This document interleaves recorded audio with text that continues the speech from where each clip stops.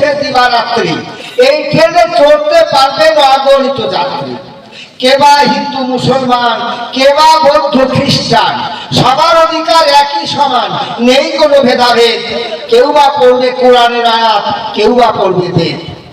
হিন্দু বৌদ্ধ সময় কাটাবে পূজা অর্চনা করে, খ্রিস্টান থাকবে তাদের গ্রন্থ বাইবেল বুকে ধরে। হোক না জেলে কর্মকার, থাকবে সবার অধিকার, মুসলমানের পাশে থাকবে অমুসলিম ভাই বোন। এই ট্রেনে করতে পারবেন বাংলাদেশ ভ্রমণ। সন্ত্রাসী কর্মকাণ্ডে যারাই থাকে লিপ্ত, এই ট্রেনের কর্তৃপক্ষ শুধু তাদের উপর ক্ষিপ্ত। পারলে ক্ষমা চেয়ে নাও, এই ট্রেনে যাত্রী হও, দুঃখীর পাশে এসে দাঁড়াও সেবার বোতল লয়ে। এই ট্রেনে যাত্রী হও সঠিক মানুষ হয়ে।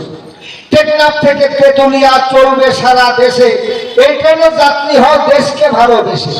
উঠতে নামতে নেই কো বাধা, ক্ষুণ্ণ হবে না কারো মর্যাদা। আন্দোলনে ঐক্য করতে মন প্রাণ খুলে ডাকবো, কোরআনি শাসন কায়েম করতে এই ট্রেনেই চলে থাকো। এই ট্রেনে যাত্রীরা হবে না আর ভীত, আল কোরআনের মধুর আলো থাকবে আলোকিত। কারিগরের নির্দেশ মতে ট্রেন চলবে নবীর পথে, কর্তৃপক্ষের হাতে থাকবে দেশের শাসনভার।